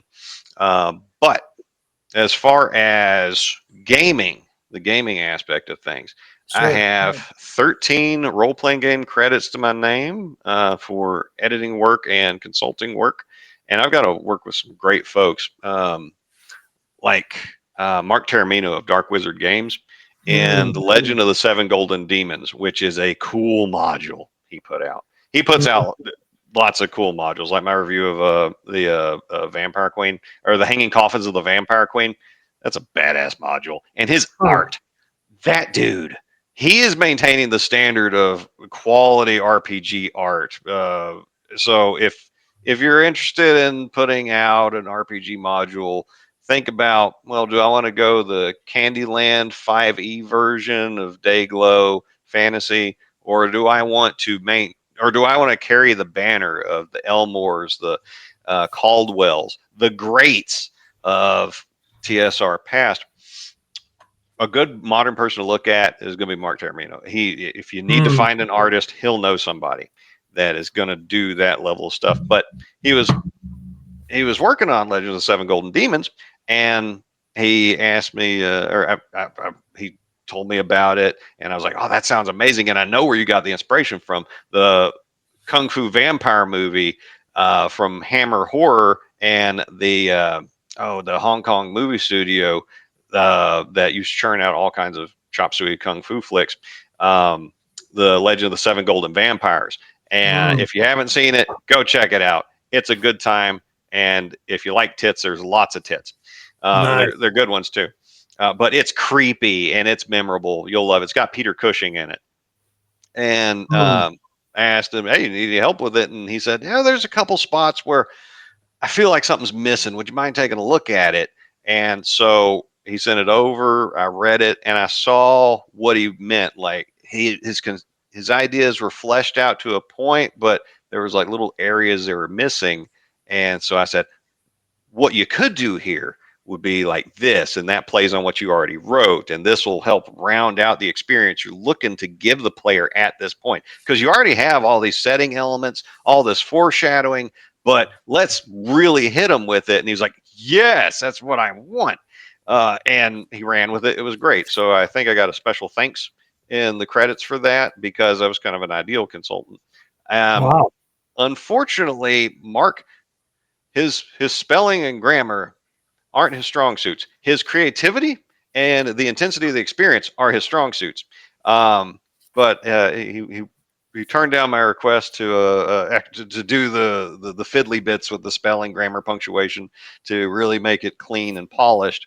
Um, and the dude keeps getting successful Kickstarter after successful Kickstarter. He's doing fine how he is. But I Yeah. bring up seeing to the attention to detail, because a reason you should get an editor if you're making a short story, a book, RPG module, is when the what you want when the reader gets a hold of it is to have them immersed in your world and to be fully in there, to fully experience it exactly how you meant it. And Mm, unfortunately, every misspelled word, every missing section of text, every problem that pops yeah. up is a little ding in the suspension of disbelief and takes Yeah. them a little bit out of it. Now, some folks think that the story's so cool, no one will care. They'll care some. Some people will care a lot. And so think about it. If you're watching a movie that's got a few little flaws, it can be easy to overlook because the rest of it's really good. But what if something is so technically inept that it doesn't matter how cool the story is? You're like, I'm done. This is cheap crap. I'm not involved in it. And so, an editor, whether you pay them or not, is somebody that can help you maintain that sense of the other world you're trying to transport your readers to. And so, in the context of a role playing game, the players too, and to make sure all the mechanics work together how you meant it. Because a problem that I have, and I know other people have, is you're writing something and you know in your head what you meant to write, and you think Mm, it made it on the page, mm, and you let even a proofreader look at it and you ask them, what'd you get? And they tell you something that is missing, or they interpreted something an entirely different way. You go back and look at the text. You did not write what you meant. You mm, missed some stuff. Just a second set of eyes. Hopefully, yeah. this person reads a lot. Don't get the friend that is going to tell you, oh, it's great, man. No matter what, they are not helping you out. You Yeah. need someone who can give you some criticism because you want it to be the best it can be. Because there's all kinds of competition out there for the RPG attention span these days. There's great products out there that I don't even have time to get to because there's so much competition. So, Yeah. in the competition, do the best that you can and get into the finish line. And Mm, that's what I would say about why you really need an editor. Um, but yeah, so that was really cool working with Mark Terramino. He's a dear friend. He's fantastic. One of these days, I'm a visit him out in California. Um, and that was good stuff. I'm a fan of his work. mm, But let's see, who else have I worked with? Uh, the probably the shortest amount I've worked with has been Christopher Clark for the EggCon 2. He had the con module Egg Stream Spiders, and he asked me to edit an early version of that. Yeah. It was incomplete, but he wanted me to take a look at what he had so far, and I did it, marked it up here, this and that. And Chris, he knows how to design a module, and so what I did for him, what it was like working with him, was really standard issue editor stuff. There was nothing weird going on. He didn't have some strange ticks here and there. It was just occasionally a misspelling, or you could use a comma over here instead of over there, or you might want to flip these two sentences for sake of flow, because this idea will lead to this idea better than this one will lead to this one. Yeah. Simple, straightforward stuff. And hopefully I'll work with him more in the future, because I've read like 10 of his modules or something like that. And I'm a Yeah. huge fan of the Inner City game, just like you are. Yeah. I love it. But the first person I worked with in role playing games was actually Joe Block, and Oh, yeah. through his BRW Games label. Yeah. And how it started was, I saw he was coming to North Texas, so I checked out his YouTube. I liked him. I thought it was pretty cool. I went to his booth and I picked up a couple of his modules, and I think it was P1 Pirates of the Air Dish Maine. Yeah. I got to reading my physical copy of it. It's a great module. Love it. And I saw some spelling errors here and there. And so I reached out to him on Facebook and basically heckled him politely about, hey, I caught this and this. You might want to change it up. And he said, well, why don't you go through it and find all the things that need fixing and fix it all at once. And so he did. And that was my first RPG editing credit, basically just from, Wow. calling him out from the peanut gallery. And he kept saying like, oh, let me pay you for that. And I was like, dude, I edited like 50 words. Come on, man. But he sent me some money. I was like, okay, well, what else do you need? And R1 Into the Great Rift, another one of his that he had been wanting to redo. After I worked with him on P1, he said, I've been meaning to redo this one. It was very rough. It was one of my early modules. I want you to look at that and give it a working over. And there was a lot to do. It's fantastic material. It just needed prettying up and a little bit better organization. And he knocked that out, did it.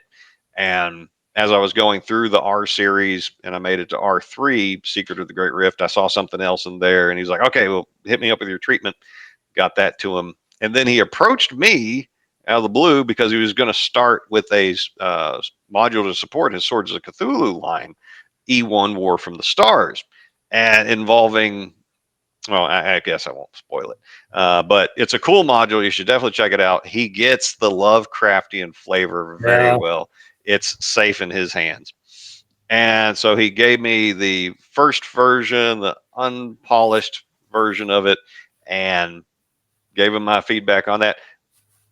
And it looks good. Now with Joe, working with him, basically what I do is remind him of stuff that he already knew, but he thought he put in there, but he didn't. So getting back to that point I made, he thought he had it all done, and turns out he was in a rush. He didn't. And so that's what working with him's like. He knows how to spell. He knows grammar and punctuation. He does a great job. And that's what I'm doing with him, is basically playing reminder, and sometimes given with E1, I gave a little more developmental editing. So ideas about, well, this should go over here in this section, and this opening section seems kind of railroady or a little bit weird. How about you change it like this? And he said, I was thinking about that, but I didn't know, but thanks for the extra perspective. And now I'm going to do it that way. Yeah. A little confirmation. Easy peasy. Yeah. Easy peasy working with Joe. He's great. And great guy. Oh yeah. Love his stuff. And the style that he brings to his modules is very much Gygaxian, old school, terse, short descriptions, but evocative descriptions. So he doesn't take up much operating memory or RAM in your head, but if you want to do more with it, he's given you just enough flavor to where you can, and you've got a foundation to rest on. So if you like B2 or those old school Gygax modules, Joe's where you go. He's the modern torch. Real deal. Yeah. Not the later Gygax modules where he goes down every digression and they're not great. But the early ones where it's tight, fast, impactful, Joe Block's got you. Boom, boom, boom. You say, I want to double click on that because Yep. you talk about, I think that's what kind of sets old school stuff, modules, books apart from kind of some of the more modern stuff is you had that very small little box text.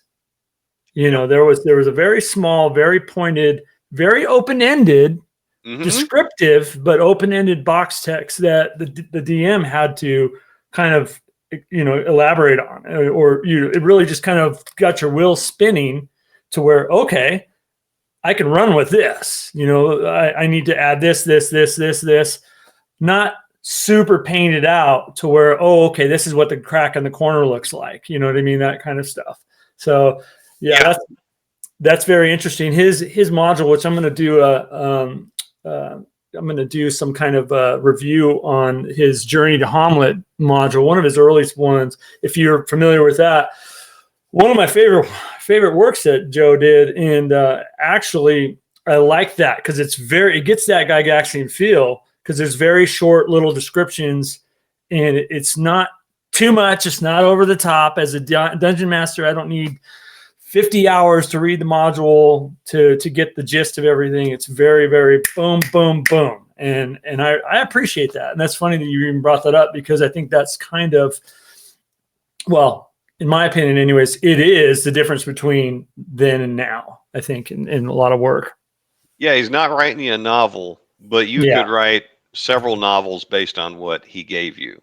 And you mentioned listening to talk about Joe's writing. Most of his stuff's like 20 pages or less, so it's not going to be a slog. It's easy to follow.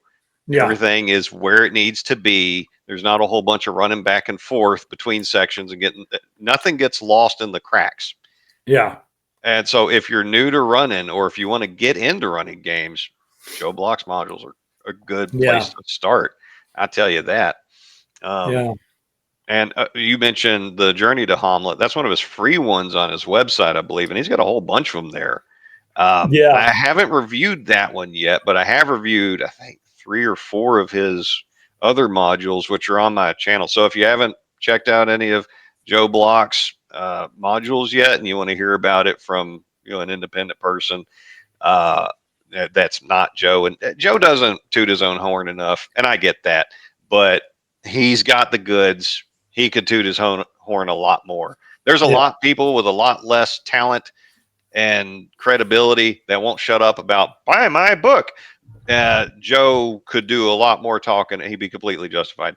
But yeah, he's got free stuff on his website. And if you want to see my thoughts on his paid stuff, then check out my YouTube and Rumble channels. I've got reviews, and I also have little interviews with Joe about the creation process of those modules in there. Okay. And that's where we got to be friends. That's where we got to bond, right? Yeah. The next person I worked with, and this is a bit of a surprise, also came from heckling, is Ryan Howard. I'm seeing a pattern here. Well, the next one, next 2 won't be, but this one is. As Ryan Howard, dear friend from that I met at North Texas. Yeah. And he had put out a module, Oh Night Divine. It's a grimdark Christmas module. And I loved what he did with adapting the Santa figure to incorporate historical St. Nicholas, who was also a very impressive person, and who also fought necromancers. No cap, straight up, he did. And making it work in this setting. So the story was really good, but it was a bit rough in the layout and the fine details of the text. And so I reached out to him. I was like, hey, did you think about doing this and that? Because I barely knew the guy at this point. And he said, okay. And he went in and incorporated it. And then I did but I wanted to review the module. And then I got to reading it, got into the details, and I was like, this is rough. And so I reviewed the module, and then I did the interview with him to support it, to get his thoughts behind it. And while we were sitting in the interview, I was like, oh man, this guy doesn't know all the all the dogging I'm going to do on this thing on my channel. And so I made a real effort, a very honest and fair effort to point out the good and the bad. And there was way more good. I would definitely recommend checking out Oh Night Divine. Just know there's areas where I think you need to expand a little bit, but he has thought about going back and making it what he wants it to be, because again, it's that skill and experience issue. That was his very first module. He has Yeah. learned an incredible amount, and just between then and his second module, that it doesn't meet his standards anymore. And so I told him, no, people still need this. This is still a worthy module by itself. Let the people have it. We'll fix it down the line. I'll give you my advice for free, and you can do whatever you want to with it. But apparently, Ryan is a person commitment to excellence, and he took my good faith criticism and said, "This guy knows what it takes and the honesty it takes to help me make my modules what I want them to be." And Mm. so he reached out to me for his next effort, his sophomore effort of the Black Dog of Night Haven. It's a short story that he put on his blog, and it really is a short story, as in it's not going to take all day for you to read it. Action packed. It's good. So if you like Solomon Kane, that's the flavor he's going for, and Solomon Kane is legit. Um, but then he brought me back for his so far magnum opus, and that would be let me make sure I get it. The Rake's Codex to Night Haven Volume 1. And that thing, you get a setting guide and key NPCs, cool new weapons and armor. I got a whole review on it. And yes, I edited it. Yes, he paid me. And yes, I reviewed it. And it's still an objective review because I think the thing is awesome. It's cool, and I still have criticisms of it because he doesn't take all my advice because it's his product. I just advise how I see it. I could actually be wrong, but I want to give the best faith advice I possibly can to somebody. And then you get an adventure in the Rake's Codex of Night Haven Volume 1. And this thing, it's ridiculously cool. You listen to the review for my full dish on it. It's like an hour and some change because I couldn't quit gushing about it. But Ryan is more, way more flavor than Joe will give you, but not so much you get drowned or distracted from the moving parts of the game. So he is telling you a story over the course of the module. So if you think about like the second edition D&D modules, or the more detailed basic D&D modules, or the third edition and on modules, that's more of his style of writing. And I think people should not underestimate his ability to write, because, like I said, his short story, The Black Dog of Night Haven, available on his blog. I'm not sure if it's free or if you have to be on the Patreon for it. Uh, he's got the chops. He's got the chops to be just a quality fiction writer if he wanted to be. But his module in actually kind of 1.5 modules, 2 modules in Rake's Codex of Night Haven. Oh, it was fatteningly good, but it was set up kind of like an equation, and like it gives players complete free agency to go wherever they want to, but it tells the DM that you need to, or you can use these dice to determine when these things are going to happen, and if the players don't get on it, hell is going to break loose, and it's going to be real bad stuff. And the dramatic stakes were fantastic. I really enjoyed that thing. And when it comes to working with him editing wise, it's really straightforward. I send him what I think. He goes, okay. And then he goes and he incorporates them, unless he has something specifically that he doesn't agree with me on. He's like, no, I really want it to be this way. In which case, yeah, go for it. But we're on the same page 95% of the time. And that's good. If you're a writer and there's something that's important to you in the story, keep it, because you are the one doing it. Make it what you want it to be. But no, I love working with him. His commitment to putting out the best stuff he can, it's admirable. It's fantastic. That's awesome. Yeah.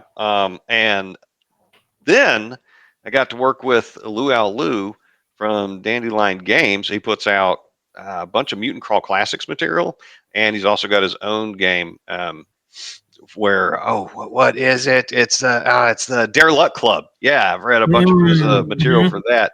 Where you get to do the Goonies and Stranger Things, this and that, in a system that I think is very well suited to it. And I know there's a bunch of different systems that try to simulate that feeling, but I like this one. It's got just enough structure, but enough swingy bits to keep it interesting and rough to fit the kind of unpredictable chaos that comes with stories and movies in that genre. So you will be living in that terrain. And I got to play a session of it with him at North Texas in 2025, and it was fun.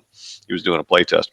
But so his regular editor, who having read some of his older stuff that she worked on, she was really good. I didn't have any complaints about her. And now there was like in one of his modules, I caught one word that was misspelled, but spoiler, it doesn't matter how good your editor is or how sharp your eye is, something's going to get through. Yeah. Something always does, for the big publishers, for the little publishers. But that's why you have future editions, right? Because then you can fix them. And so she was fantastic, but apparently she decided to get a life and like start a family and stuff. And so she became less available. And he first hit me up for this marketing material he wanted to do to go with his Unnatural Selections Volume 3 for Mutant Crawl Classics. It was this like 2-page write up on this really cool tongue monster. And so you got the stat block, you got the description of what it can do, and then like an idea of a mini module you could do with it. And I thought, this is such value. I want to use this creature, and I just worked on one of them. And so I knocked that out in the morning for him, sent it back. He loved it, and then came back to me for a full module that just came out. The Kickstarter was successful, and he delivered it, I think, in August. The Gammatastic Voyage for Mutant Crawl Classics. And this thing, man, it's cool because if you take the movie, I think it's Inner Space, where the protagonist gets shrunk down and put into somebody's body to go solve some problem, and you use that to fight a kaiju. And Lou did his research on internal organs, what they do, how they act, what the players are going to face at each one area of it, and each area has like different physics and mechanics and threats that can come at you. I got sick to the stomach a few times, but it was really cool. Loved it. And that was a bigger one, thousands and thousands of words. Knocked it out. Looked good. What we did was he sent me over the rough draft, and he said he wanted just copy editing. But in the email, he left the room open for, if you can think of a better way to word this or that, I'm open to it. So that's more line editing and more developmental editing. So what I did was, for just the periods, the spelling, and any errors in the text, I highlighted that. So if he was just interested in that, he would just pay attention to that. But then I put in comments that took him off to the side, where I would mention, okay, you said this here. Do you mean this? Do you mean that? This is unclear. Or I suggest you reword it this way to help eliminate unnecessary wordiness. And he was like, man, that's really cool. I didn't know I could get an editor to do that. Fantastic. And so he loved it.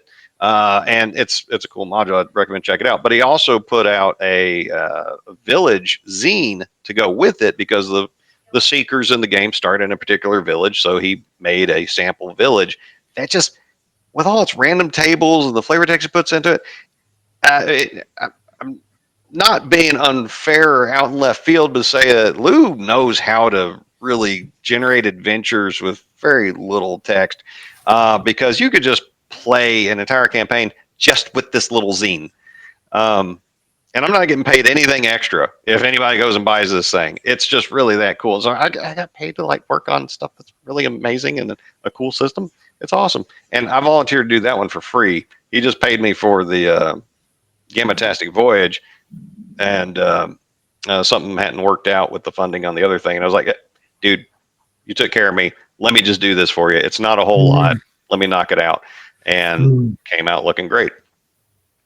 So Lou, it is a bit more back and forth, a little bit more engagement of ideas, um, because he's thinking out loud. He's trying to think, how would this play? How would that play? Um, and so now everything that's in the book is completely his own. I just helped word some stuff. Yeah. So when people read it, they understand exactly what he's talking about. Um, and no, it was an honor, and I'd love to work with him again. Now, Lou hooked me up with a friend of his, Jeffrey Jones from RPG Ramblings Publishing, who puts out a bunch of really good looking stuff for Shadow Dark. And he also puts out the zine Gary's Appendix that looks quite successful. It's got great covers on it, and I've read some of his stuff, and he knows how to give short hits of useful text, like in a setting description, to let you know in brief what the place is about, some adventure idea hooks in there, and then move on to the next thing. So he's he's closer to that Gary. Like if Gary was trying to give you setting material, then that's how Jeffrey Jones approaches things. And he was looking to make a new setting that it's like, I don't know how kismet this got of what he was looking to make for a setting, and what would absolutely like hit my funny bone for like, oh yeah, I want some of that, Hurt So Good stuff we've been talking about. And he wanted a setting Bible for it. Now, it's not the actual setting guide that will be published or a module, but it is the reference manual that all that stuff is going to feed from. And apparently Lou had been chewing his ear off on the entire drive down to North Texas about how great I was, and thank you, Lou. I guess that's what happened. Because at North Texas, me and Jeff talked, and then we talked again a couple times after that, and he said, yeah, I want you to do this. Here's the word count target I'm looking for, and here's the basic ideas I've got. Impress me. And about a month later, I got him the setting Bible, and even if he had rejected it, which he didn't, he loved it. Even if he had, I was going to keep it for myself because this stuff was just so fattening to me. But he got it, he read it, and said, yeah, I like 95% of what you did here, which is good because I didn't have a whole lot to go on, and some of the stuff I did was spicy. I didn't know how much he wanted to push the envelope with it. But I'm not going to spoil anything for him. I don't think he's made any public announcements about the thing yet, but oh boy, I'm really looking forward to that thing. I don't know if he's going to bring me back to work on any future material for it. That's fine. It was an honor to be able to basically define the setting and how it's all going to work for him in such a cool way. When it comes out, I'm going to talk to him. So, I'll toot my horn and his horn then. So that was another one of those where it's very much, wait. There's a little more detail about what it was like working with Jeff, though. And that he gave me, here's basic ideas of what I want in the setting. And so I went and I workshopped some of it and thought, okay, I fleshed this out a bit. And this is very much developmental work on my part. This isn't just, P's and Q's. And then I called him up and I pitched him, okay, you said you wanted this. Well, here's how I think we can do all these things in the setting and make it different enough to be interesting and to stand apart from what other people are doing, but also to incorporate elements of familiarity to where anybody reading it will be able to relate to the material. As in, they're not going to come in and go, well, this is a bunch of weird gobbledygook. I can't see myself in this. And then they'll check out. I specifically wanted to defeat that impulse in people's head because, again, suspension of disbelief. I've got to get these people into the world, and I've got to inspire them to be there, even when, like I said, I'm pushing some controversial things in there. And then while we were talking, he'd say, well, I don't know. How would that work? Because if you say it's like this, then I don't know. I got to think about that. And then the next call, he'd come back and say, you know what? I really wanted to be how you described it. Yeah, we should run with that. So he just had to have time to percolate, to think about it. And that's good because he was given this material to work with, or he gave me initial material. I gave him developed material, and I wanted to see how he wanted me to take it and, what direction was going to make him happiest. And then he took it and he thought about it. He didn't just give me a knee jerk reaction of, oh, I don't like it, or, oh, I love it. He thought about it to make sure it was something that he was giving it the fair hearing that it was. And the longer he thought about it, the more excited he got about it, which means we connected on that material. So that was really cool. Wow. And one person who will remain nameless because the project didn't come out and it didn't work out there, but a cautionary tale for people trying to work with others in creating a book, a story, a role-playing game, is that if you hire technical experts to help you with something, you should probably listen to them because you did hire them. Because one person that worked with briefly, I would send them markups of of my suggested edits on things and structuring stuff, and they wouldn't say anything back. Okay, well then I'd send them some more because it was a pretty hefty manuscript, and I sent it to them, and I didn't get anything back. And eventually I was like, hey, I'm looking for your direction on this, or are we working on this? Apparently the whole time he had been like seething that I was daring to pick at his words, that he didn't understand. That's what an editor does. And I told him in the pitch meeting, because I was interviewed for this particular product. And I told him what my style is, and this is the kind of feedback I'm gonna give you, and my effort or my intent is to support you and make it the best product possible. It's good, and I cautioned it's gonna feel like I'm picking at you, and your feelings might get hurt, but believe me, that's not what I'm trying to do. I love you like a brother. I'm here because I want to be here, and I think the basic story is cool that you've told me. I just want to make it the best that it can. So, I'm not out to hurt anybody's feelings. And I know that is something that a writer, a creator can feel when being edited, because I'm like the worst. When people give me edits, I'm like, how dare you question my genius? And I'm an editor, and I'm like that. So, like, you don't know what your feelings are going to be like. But I calm down, and I let that flare up because it's going to, and then I honestly think about the edits that have been provided to me. But apparently this person didn't get past the, how dare you do this to me? And they gave me money like up front to do this, so they'd already paid me. And then he wound up firing me on my birthday. So that was pretty awesome. Yeah, I know, right? And it was early in the day on the birthday. So that was cool. So bear in mind, if you're going to make something and you're going to work with other people to do it, try not to be fragile. Because in a team sport, if you get mad at all the other players when they do the part that they're assigned to, that's not a good working environment for the person that's feeling that stuff or the other folks on the team. And in creative endeavors, if you get a reputation for being difficult to work with, people don't want to work with you. So we can see a gamut of different working styles and experiences with the different folks I've worked with that, maybe somebody get found entertaining.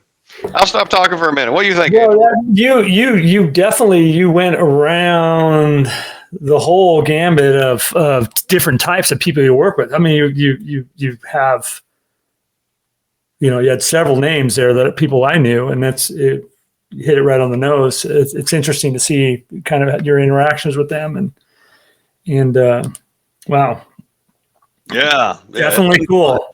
Anything you're working on right now? At the that you can moment, talk about? I mean, obviously.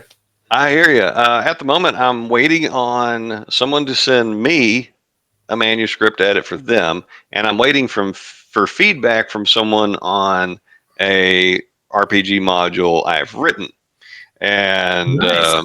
and play tested and did a play test for it at North Texas, and then one of my players there asked if they could have the module to play test with their home group, and man, this dude was the best playtest DM possible because he got the material. His group really got the material, and the feedback he gave, it was pages of stuff saying what worked, what didn't, uh, some clarification that would help him run it at the table. Because when I'm writing a module, I want to make the job as easy as possible for the guy running it to run it right out the book. Now they Yeah. can do more to it if they want to, but I want them to have everything they need right where they need it, along with a little bit of humor now and then to keep them awake while they're reading it. And this guy, oh, his write ups were fantastic, and we actually got a couple of the play testers from North Texas to join in some online sessions for a second module that's mostly written. But I'm waiting for feedback on the first one before I do anything formatting wise and finish out the second one. Yeah. So I don't have any names to give yet, but I'm working on stuff, and I'm interested in working on all kinds of other stuff. So if anybody's listening and could use someone who knows how to spell and to use punctuation, hit me Yeah. up. And the budgets, if it's something really short and I really like it, I might do it for free. The budgets can scale with what your budget is, because Joe runs a very tight, lean ship, and but his modules aren't very long, and he's very capable of a wordsmith on his own. I'm just helping make sure everything's where it's supposed to be. Doesn't pay a lot because he doesn't need a lot. But some folks that want that developmental editing, that want more effort put in, they pay more, and so they get more. So hit me up. Now, Yeah. you, Angelo, you told me in North Texas you've got ideas for all kinds of modules, I do. I and just I need was time. digging everything you had to say. When are we going to see those bad boys start churning out? Well, there's a couple things coming up that I can't talk about right now, but It's your show. can't talk about. Can't talk about. And there, yeah, I guess got to get off my butt for a couple of things that you and I chatted about. So we'll see how that goes. Yeah, this was great, Stephen. This was super super fun to kind of dive into your brain and kind of Yeah. see where you've started and where you're at now, and just what a great journey, man. This is really great. We could look forward to all the things coming up, and just getting to know you more. And I have one question for you though, and this is definitely something that. Before we get to that, can I put one more caveat on the editing and RPG modules? Please. When you're writing a module, I've seen some folks get enamored with their backstory and their plot lines and this and that, and they don't include a way for the players to interact with that. If you put anything in a module, put it on screen. Make sure that the players will be able to directly observe it, even better to interact with it, because it's a crime to write a bunch of beautiful stuff that the players will never find out about. Put it where they can touch it. Nice. And now, what's that question? Yeah, that question for you is, so what character class would you be if Stephen Clements was a character class? I like that one. I like that one. Yeah, yeah. No, that's good. And so I'm gonna. Any system, obviously. Okay, I was about to ask, am I restricted by just D&D? Is there an addition? All right. My favorite class, and the one that I would want to be, if Angelo could wave a wand and I would just magically be that Some people will probably hate this the second I say it because they don't know the wonders and the glory. They only know the first edition version, which was objectively crap. But using, say, Steve Winter's second edition version of it, the Psionicist, Oh, because one, they could do cool stuff. Two, they're still regular, whatever they are, in this case, human. And so I can relate to it, but I get to do cool stuff. And unlike a wizard or a magic user or a cleric, their sources of power are external. yeah. The cleric, they're dependent upon the whims of a deity in order to do anything special. The wizard, it's a book, a weave, maybe a deity, maybe a moon, like in Dragonlance. Without it, they can't do anything. Without their book, they can't do nothing. But a psionicist has their own power that is different than everybody else's and can, in a lot of ways, move past theirs.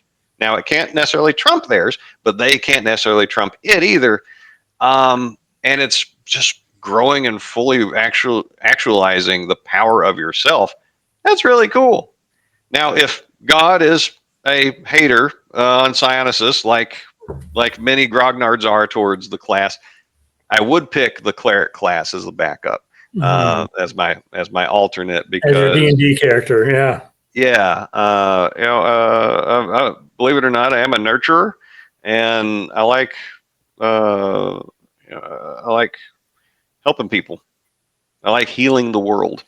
And, What's your favorite D&D setting out of all the like second edition has so many different settings in there. What's your favorite? You mentioned Spelljammer as being one. Yeah. Well, I have every game product for Spelljammer, so it is up there. The sense of adventure, the getting on a crazy boat and going flying through space. Yeah. It's awesome. And there's so many variables and unknown things. It's cool. Is saying Planescape cheating? No, I think that was definitely a setting they pushed back in the late 80s, 90s, I think. Oh yeah, and it hit me at just the right time, along with the music that was going on, and the general culture. I was in the zone.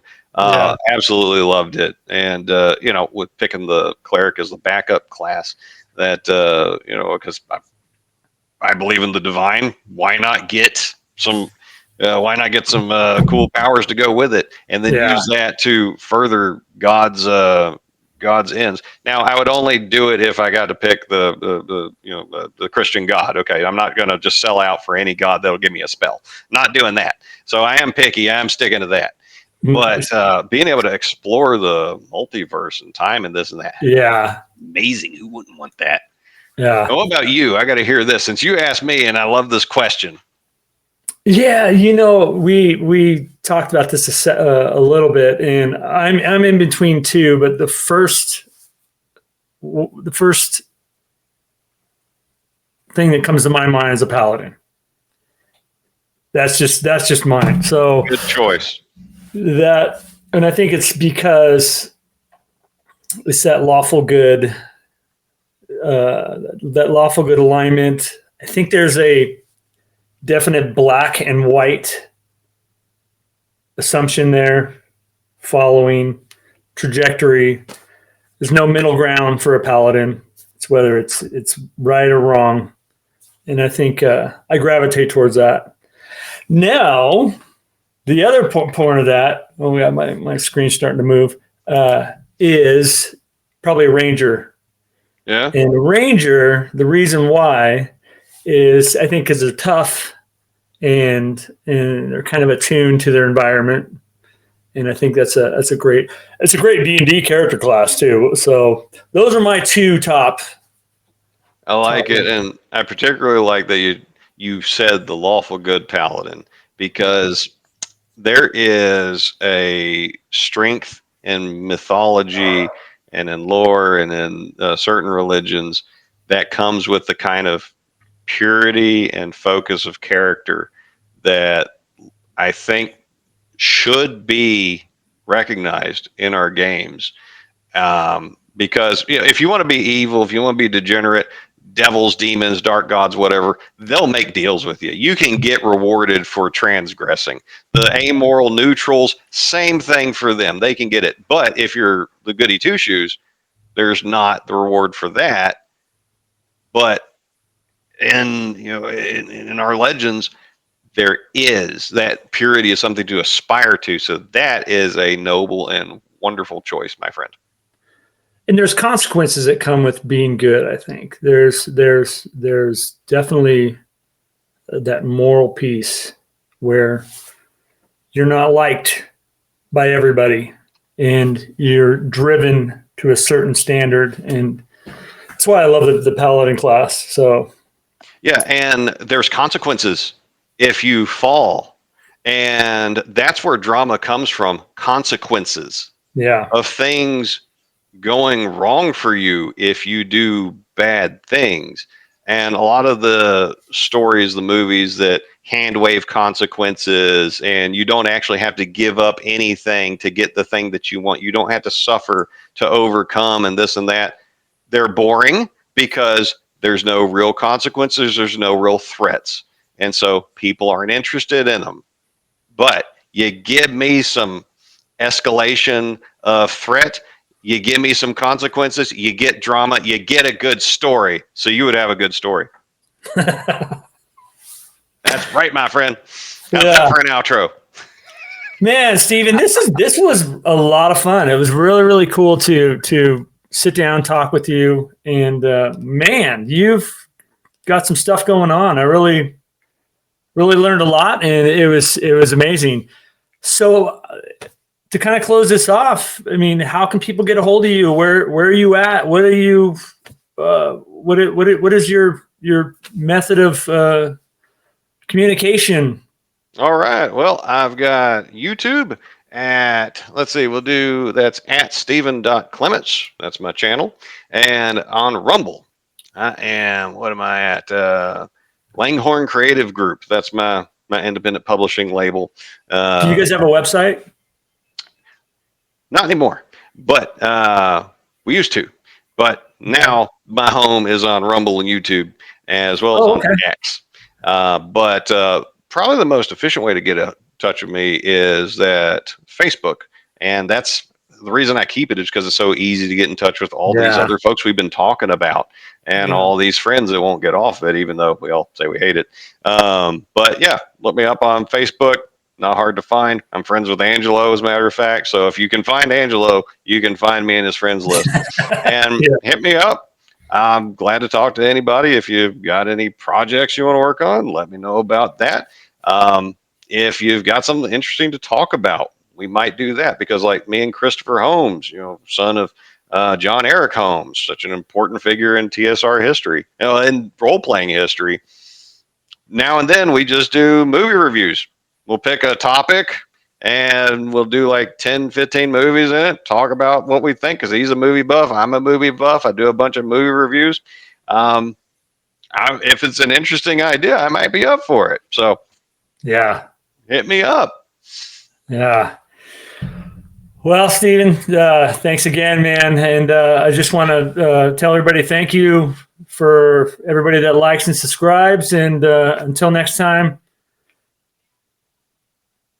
let those dice stay hot. Take care. An honor. Thanks, y'all. Treat everybody good, guys. Bye-bye.